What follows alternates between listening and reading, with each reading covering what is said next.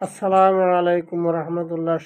সুপ্রিয় ভালোবাসার দর্শক শ্রোতা ভাই বোনেরা, মহান রব্বুল আলামিন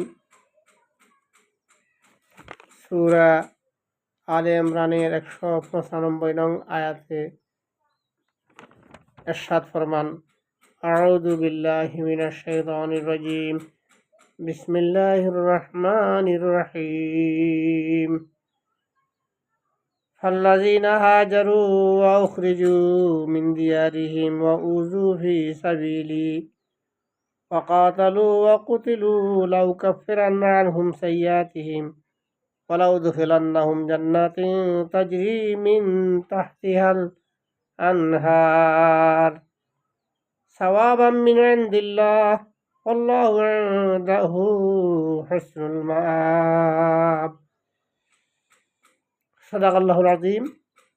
যারা আমারই জন্য হিজরত করেছে, নিজেদের ঘর বাড়ি থেকে বহিষ্কৃত হয়েছে, নির্যাতিত হয়েছে, আমারই পথে লড়াই করেছে ও শহীদ হয়েছে, তাদের সকল অপরাধী আমি ক্ষমা করে দেব এবং তাদেরকে আমি এমন জান্নাত দান করব যার নিচ দিয়ে প্রবাহমান রয়েছে ঝর্ণাধারা।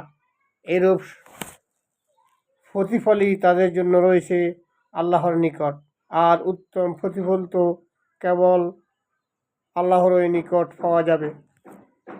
সুতরাং মহান রব্বুল আলামিন সূরা আলে ইমরানের 195 নম্বর আয়াতে বলতেছেন, যারা আল্লাহর জন্য নিজের ঘর বাড়ি, আত্মীয়জন, পরিবার পরিজন, জায়গা সম্পদ, মাতৃভূমির ভালোবাসা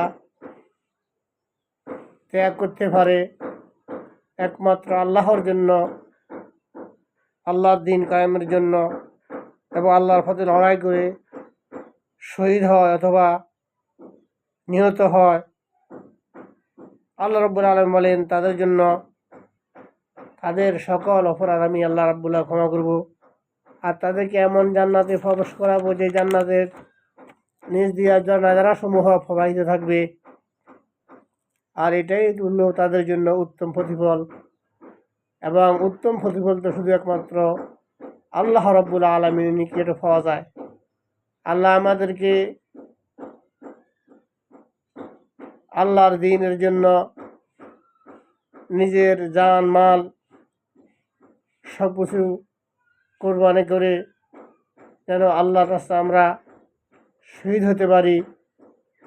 আল্লাহ আমাদের অন্তরকে একমাত্র আল্লাহর ভালোবাসা দিয়ে পরিপূর্ণ করে দিন। নির্দ্বিধা নিশ্চিন্তে যেন আমরা আল্লাহর জন্য নিজের জীবন দান করতে পারি। আমিন। আসসালামু আলাইকুম ওয়া রাহমাতুল্লাহি ওয়া বারাকাতুহু।